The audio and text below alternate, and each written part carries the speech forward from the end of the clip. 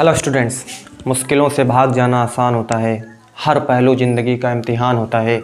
डरने वालों को मिलता नहीं है ज़िंदगी में कुछ, लड़ने वालों के कदमों में जहान होता है। तो स्टार्ट करते हैं हम क्वेश्चन नंबर 5 से। हमने क्वेश्चन नंबर 4 जो है लास्ट सेशन में कंप्लीट किया हुआ है। क्वेश्चन नंबर 5 है जो कि सेट नंबर 3 है HM पब्लिकेशन का। क्वेश्चन नंबर 5 है, इसमें कहा हुआ है कुछ निश्चित संख्या के छात्रों में कुछ निश्चित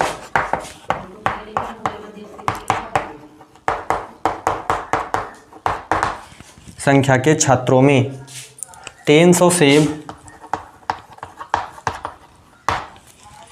सेब समान रूप से वितरित किए जाते हैं। समान रूप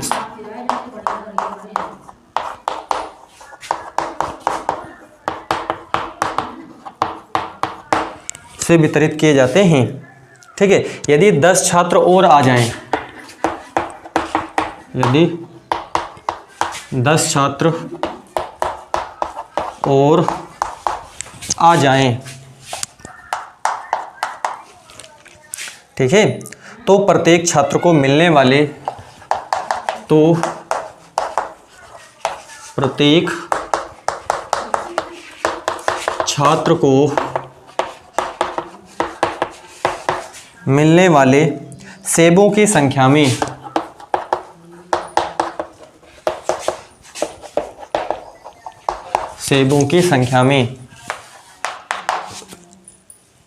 एक की कमी हो जाती है।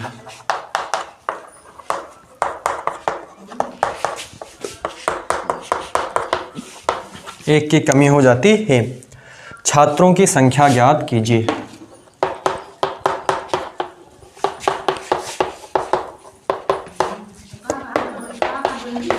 छात्रों की संख्या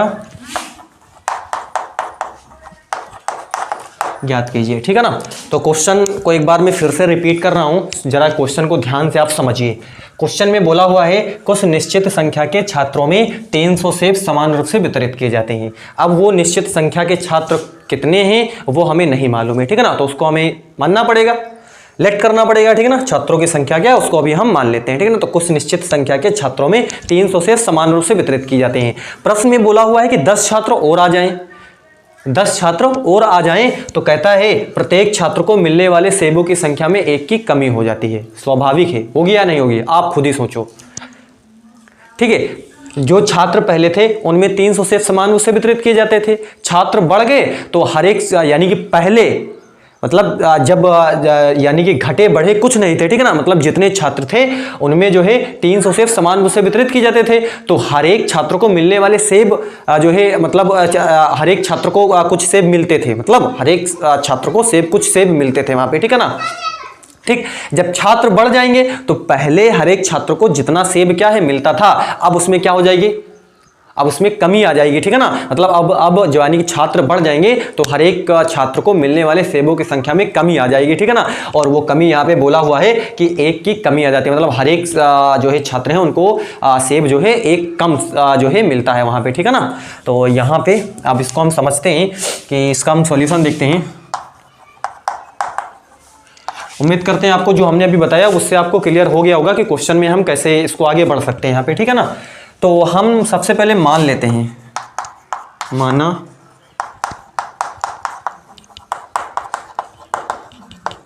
छात्रों की संख्या x है, मतलब x छात्रों को कितना सेब मिलता है, x छात्रों को 300 सेब मिलता है यहाँ पे। ठीक है ना, देखो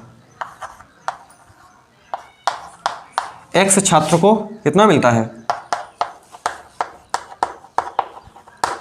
x छात्र को 300 सेब मिलता है। एक छात्र को बताओ कितना मिलेगा, एक छात्र को मिलेगा 300/x सेब।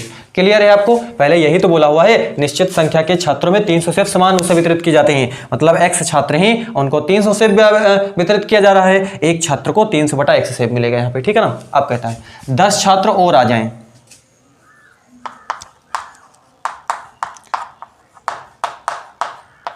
10 छात्र और 10 छात्र और आ जाने पर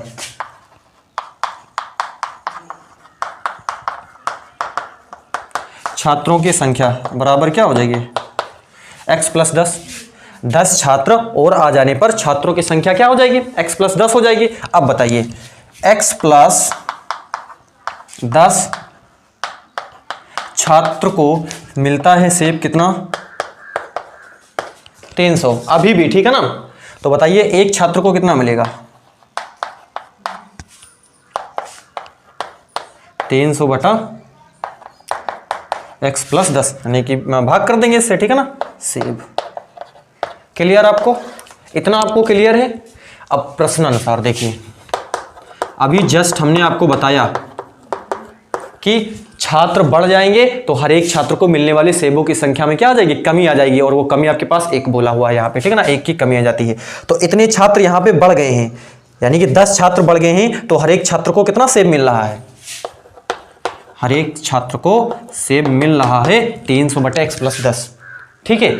अब देखिए अब ये मानी कि 10 छात्र जब क्या है बढ़ जाते हैं, तो 10 छात्र जब बढ़ जाते हैं तो एक की मतलब हर एक छात्र को मिलने वाले सेबों की संख्या में एक की कमी आ जाती है, ठीक है ना। तो पहले अगर हम बात करें तो पहले जो था वो 300 बटे क्या था, x था, मतलब हर एक छात्र को मिलने वाला जो सेब था, हर एक छात्र को कितना सेब मिलता था। जब यहाँ पे 10 जो है छात्र नहीं थे, मतलब बढ़े नहीं थे, तो आपके पास 300 बटे क्या था, x था। जब ये बढ़ गए तो एक की क्या आ जाती, कमी, एक हमने क्या कर दिया, माइनस कर दिया। बस यही हमारा काम, हमारा मेन जो है एम होता है यहां तक पहुंचना।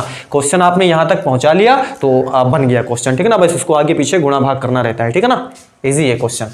अब इसको हमने क्या करना है, इस साइड ले आना है और इसको हमने उस साइड भेज देना है। तो देखिए 300 बटा x, इसको उस साइड लेके जाएंगे तो माइनस का 300 बटे x प्लस कितना हो जाएगा 10, और बराबर ये आपके पास क्या हो जाएगा 1 हो जाएगा। बच्चे इसी में, बहुत सारे बच्चे तो इसी में कंफ्यूज रहते हैं कि इसको इधर कब माइनस कब प्लस, इसमें कौन सा बड़ा काम हमने कर देते हैं यहाँ पे, ठीक है ना। कुछ नहीं करते हैं, बस हमने क्या करना होता है कि थोड़ा सा ये जो आपके पास देखो यहाँ पे 300 बटे x प्लस 10 था, यहाँ पे 300 बटे x था, बस ये थोड़ा सेम, थोड़ा सा लगने वाला कि एक जैसा कुछ है उसमें मिलता जुलता, ठीक ना। तो हम उसको इधर उधर कर लेते हैं, बस हमारा क्वेश्चन थोड़ा सा इजी हो जाता है। ये केवल यहाँ पे अचर था तो इसको हमने केवल एक साइड भेज दिया, तो हमने इसको इस साइड भेज दिया तो ये प्लस का हो गया, और इसको हमने यहीं पे रोका, इसको हमने इस साइड भेज दिया तो ये देखो माइनस का आ गया यहाँ पे, ठीक है ना। बस अब यहाँ पे 300 हम क्या कर सकते हैं, कॉमन कर सकते हैं ना, तो 1 बटा क्या आ जाएगा, यहाँ पे x आ जाएगा, माइनस का 1 बटा x प्लस क्या हो जाएगा, यहाँ से 10 हो जाएगा, बराबर क्या आ गया 1। इसको हमने इसके साथ गुणा करवा देना है, ठीक है ना। तो ये क्या आ जाएगा, x प्लस 10 माइनस का x हो जाएगा बटे ये x, और ये x प्लस क्या आ जाएगा 10, बराबर कितना हो जाएगा 1 बटा 300। इसको हमने क्या करा, बस ये जो है यहाँ पे वो 300 है, इसको हमने बस इसके नीचे यहाँ पे भेजा हुआ है, ठीक है ना। ठीक, ये कट जाएगा यहाँ पे कितना बचेगा 10 बटे ये हो जाएगा आपके पास x प्लस 10 बराबर 1 बटा कितना है 300 है। गुणा करवा देते हैं इसको हमने इस साइड से, ठीक है ना। तो x प्लस 10 गुणे 1 है बराबर, इसका गुणा इसके साथ करवाएंगे तो कितना हो जाएगा 3000 हो जाएगा, ठीक है ना। तो ये आपके पास देखो यहाँ से x स्क्वायर है प्लस कितना है, यहाँ से कितना हो जाएगा 10x हो जाएगा, ठीक है, बराबर कितना है 3000। क्या करता है, इसको हमने इस साइड ले आना है, x स्क्वायर प्लस कितना है 10x माइनस का ये है, बराबर कितना हो जाएगा 0। इतना क्वेश्चन आपको क्लियर है। अब आपको क्या करना है, अब इसको आपको गुणनखंड यहाँ पे करना है। इसका गुणा जब हम इसके साथ, मतलब यहाँ पे 1 है कहने मतलब, ठीक है ना, मतलब गुणा करवा दो तो कितना हो जाए 3000 हो जाए। मतलब 2 नंबर आपको ऐसे खोजने हैं जिनको अगर हम आपस में क्या कराते हैं, गुणा करवाते हैं, तो निकल कर क्या है आपके पास जो है 3000 आ जाता है, ठीक है ना। और उन दोनों नंबरों में एक नंबर से दूसरे नंबर को जब आप घटाओ तो आपके पास 10 आ जाए, ठीक है ना। तो ऐसा करने के लिए, ऐसे इस चीज को जानने के लिए हमें क्या करना होगा, इसका गुणनखंड यहाँ पे निकालना होगा, ठीक है ना। अगर यहाँ पे कुछ दिया होता तो इसको हम इसके साथ मल्टीप्लाई कराते, उसके बाद में उसका हम गुणनखंड निकालते। क्योंकि यहाँ पे क्या 1 है तो हमने केवल 3000 है तो उसका हम केवल गुणनखंड यहाँ पे करते हैं, ठीक है। आप इसका स्क्रीनशॉट लीजिए और इसको आपको प्रॉपर, मतलब इसके हमने बिल्कुल तय से इसको मैंने इसको आपको समझाया हुआ है, तो इसमें आपको डाउट नहीं रहना चाहिए, ठीक है। तो अब मैं इसको इरेज करता हूँ, आप इसका स्क्रीनशॉट लीजिए।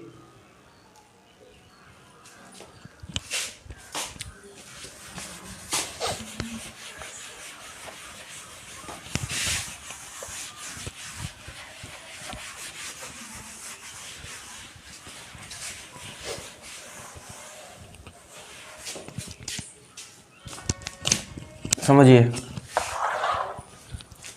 3 गुणनखंड करते हैं इसका,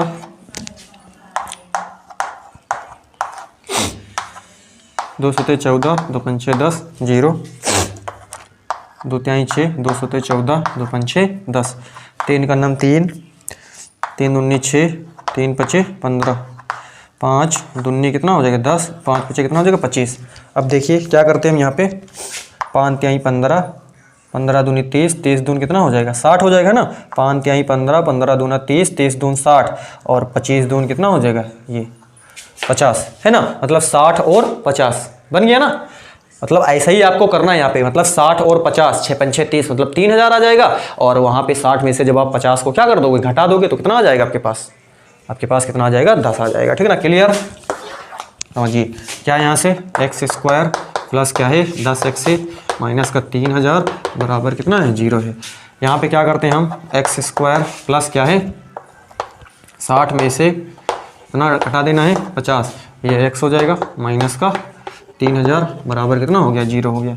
क्या करते हैं हम, एक्स स्क्वायर प्लस ये क्या है 60x है माइनस ये कितना है 50x हो जाएगा, ये माइनस का कितना है 3000 बराबर कितना है 0 है। ठीक है, तो एक्स स्क्वायर प्लस कितना है यहाँ से 60x है, ठीक है, और यहाँ से आपके पास क्या है 50x प्लस 3000, ब्रैकेट में ले लेंगे तो ये वाला साइन क्या हो जाएगा प्लस में हो जाएगा। ठीक है ना, अब ये कब प्लस में हो जाएगा कब माइनस में हो जाएगा, ठीक है ना, अब ये चीज़ें आपको आ जानी चाहिए। ठीक है ना, चलिए तो यहाँ पे हम x कॉमन करते हैं तो x प्लस क्या हो जाएगा आपके पास 60 आ जाएगा। ठीक है ना, माइनस यदि हम यहाँ पे 50 कॉमन कर लेते हैं तो यहाँ पे कितना हो जाएगा x प्लस और यहाँ पे हो जाएगा आपके पास 60। ठीक है ना, मतलब 6 पंचे 30, 3000 हो जाएगा। ठीक है, बराबर कितना है 0 है। क्या करते हैं हम, x प्लस कितना है यहाँ पे 60 है और यहाँ से x माइनस कितना है यहाँ पे 50 है बराबर कितना है 0 है। तो यहाँ पे क्या हो जाएगा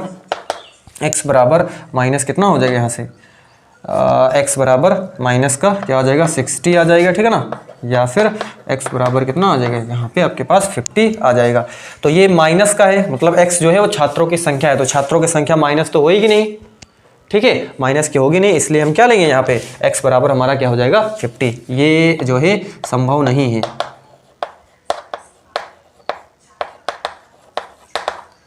ठीक है, अतः हम क्या लिखेंगे छात्रों की संख्या,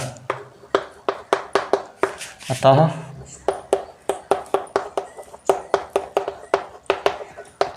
छात्रों की संख्या बराबर हो जाएगा आपके पास क्या 50। क्लियर, तो ये क्या हो जाएगा इसका आंसर हो जाएगा। उम्मीद करते हैं आपको क्लियर हो गया होगा। ठीक है ना, तो ये था हमारा क्वेश्चन नंबर 5 का खंड का।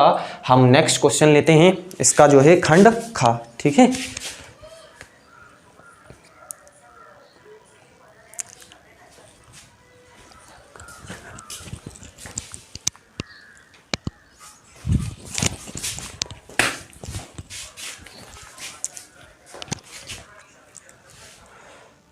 चलिए इरेज कर रहा हूं मैं इसका, स्क्रीनशॉट आप ले लीजिए।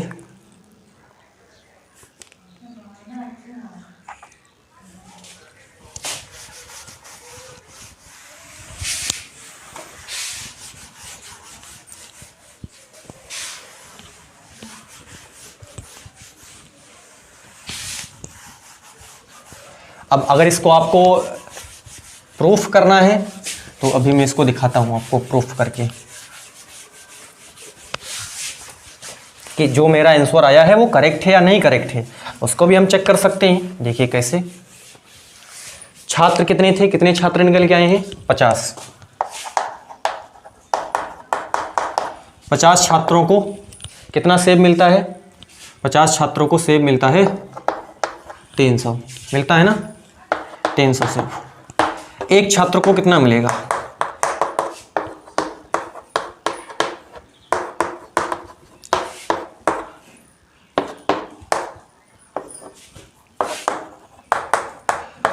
एक छात्र को मिलता है 6 से। क्लियर, मतलब 50 छात्रों को, हमने 50 छात्र निकाला हुआ है अभी ना, तो 50 छात्रों को सेब मिलता है कितना 300, एक छात्र को मिलेगा 300 बटे 50 सेब, 50 सेब। ठीक है ना, तो एक छात्र को मतलब कितना हो जाएगा 0 से 0 कैंसिल, 5 36, मतलब एक छात्र को 3 सेब जो है 6 सेब मिलेगा। ठीक है, अब आगे देखिए, 10 छात्र और आ जाते हैं, मतलब 50 छात्र हैं, कितने छात्र हो जाएंगे? 10 छात्र और आ जाने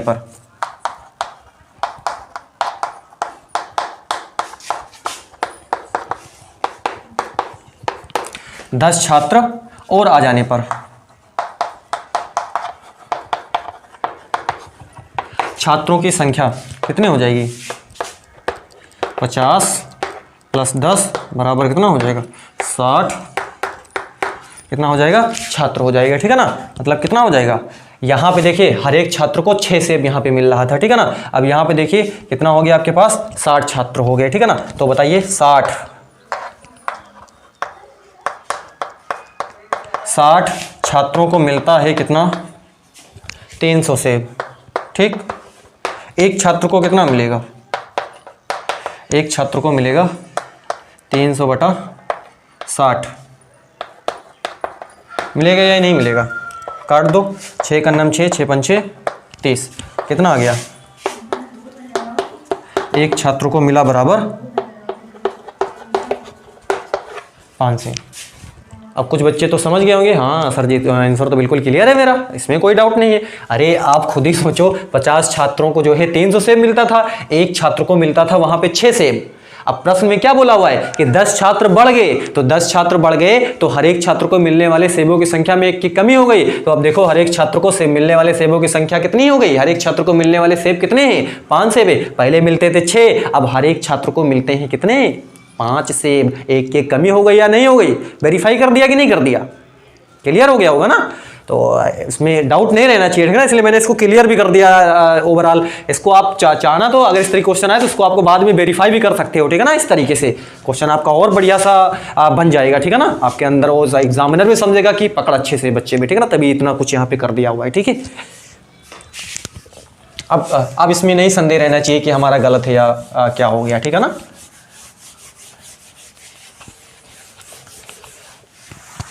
चलिए नेक्स्ट क्वेश्चन है, इसमें बोला हुआ है एक समबाहु त्रिभुज में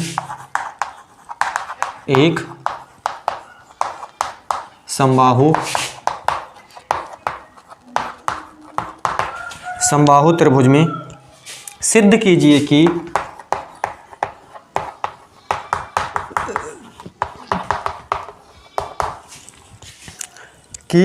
एक भुजा के वर्ग की एक भुजा के वर्ग की 3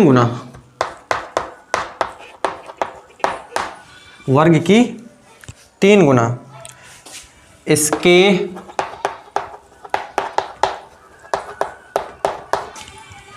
किसी एक ऊंचाई के वर्ग के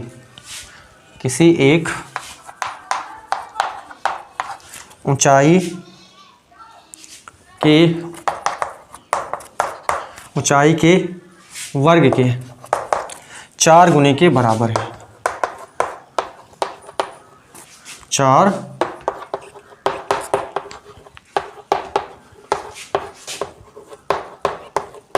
गुने के क्या है? बराबर है।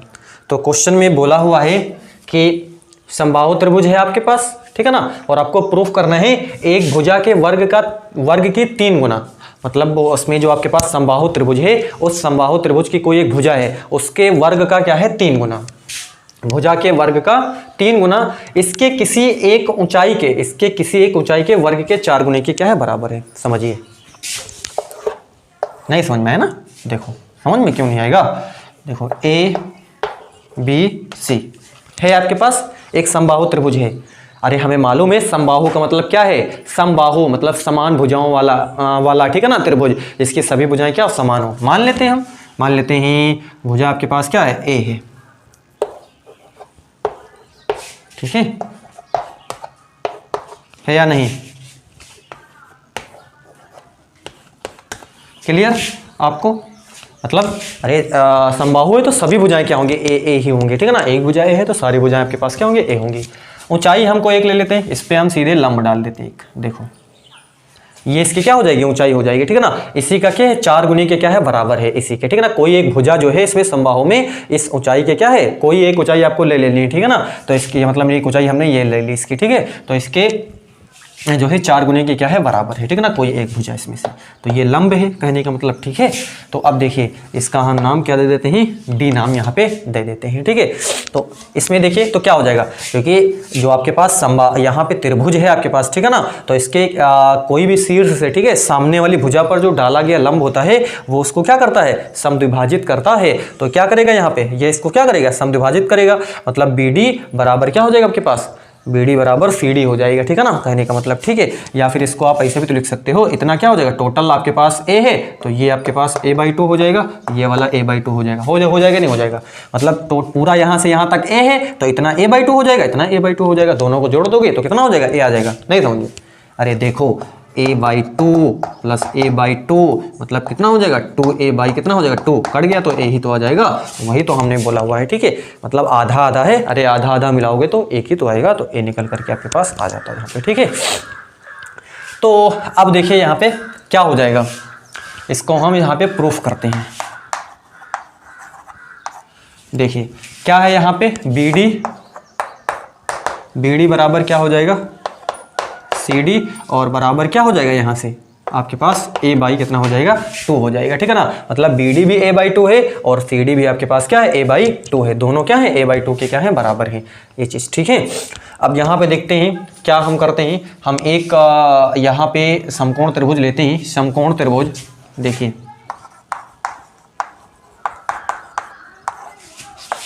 समकोण त्रिभुज ADB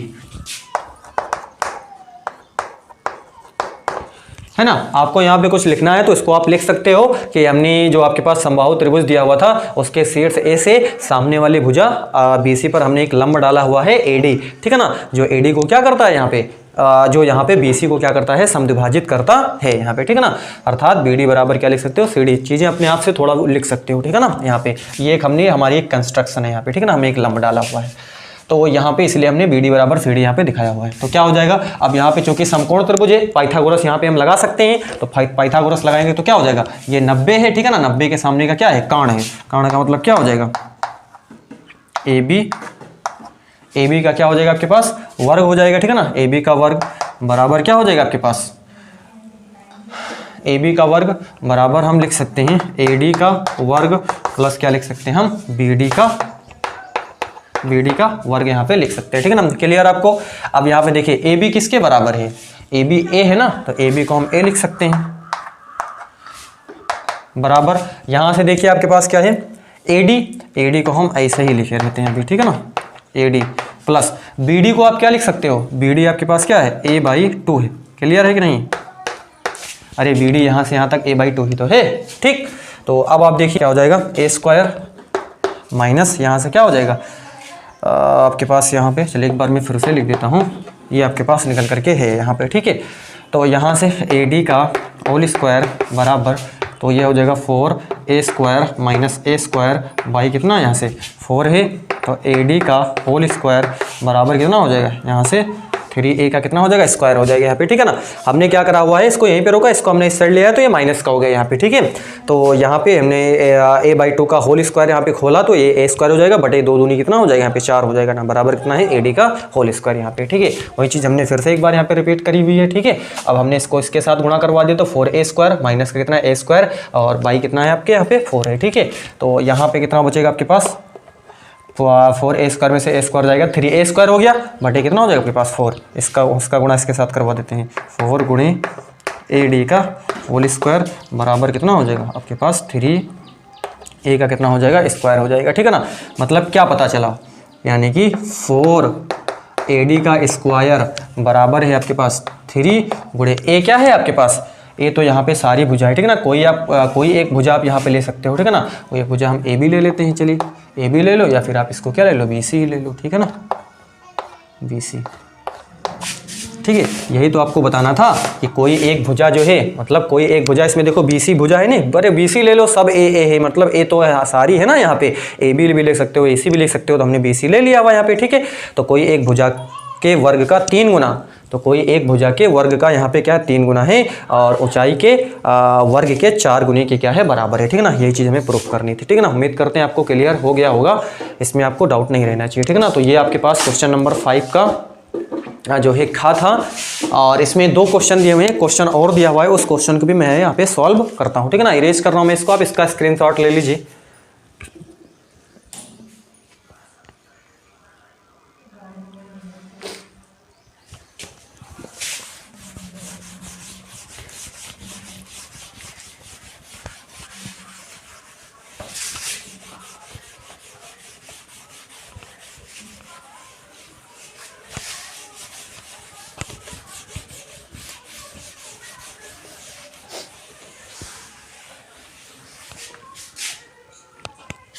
क्वेश्चन नंबर 2 इसी में ही, इसमें बोला हुआ है चित्र, यहाँ पे आपको एक चित्र दिया हुआ है, इसको P बोला हुआ है, ये Q है और ये T है, ये S है,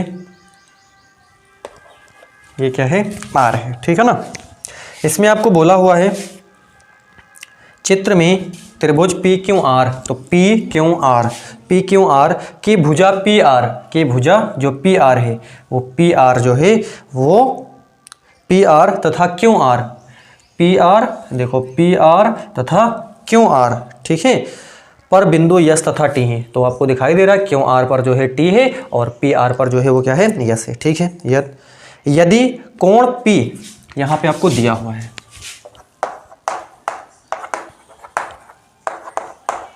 कोण P बराबर है कोण आर टी एस के, दिखाई दे रहा है कोण P जो है वो क्या है आर टी एस, इसके क्या है बराबर है, मतलब ये एंगल जो है इस वाले एंगल के बराबर है, ये आपको दिया हुआ है। सिद्ध करना है आपको यहाँ पे,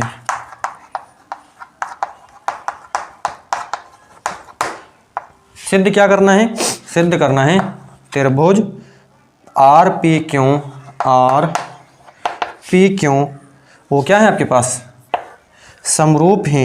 ठीक है, त्रिभुज किसके आर टी एस के, क्या बोला हुआ है कि त्रिभुज आर पी क्यू, तो देखते हैं त्रिभुज आर पी क्यू कहाँ पे है, आर पी क्यू है ना, आर पी क्यू ये त्रिभुज, और यहाँ पे क्या बोला है आर टी एस, ये क्या है समरूप है। ठीक है, क्लियर आपको। देखिए इसका हम उत्पत्ति प्रूफ उत्पत्ति देखते हैं। ठीक है, दोनों त्रिभुज लेते हैं हम, त्रिभुज आर पी क्यू तथा त्रिभुज आर टी एस में, दोनों त्रिभुज मतलब जो 2 त्रिभुज दिए हुए थे उनको समरूप आपको दिखाना था, उन दोनों त्रिभुज को हमने यहाँ पे लिया हुआ है। ठीक है ना, R P Q R T S, इसमें देखिए क्या बोला हुआ है एंगल P बराबर है, मतलब इस त्रिभुज में आर पी क्यू में एंगल P जो है वो बराबर है किसके, एंगल आर टी एस के, है या नहीं ये दिया हुआ है। ठीक है, और देखिए ये एंगल आर बराबर एंगल आर है, एंगल आर बराबर एंगल क्या है आर है, ये क्या है उभयनिष्ठ है।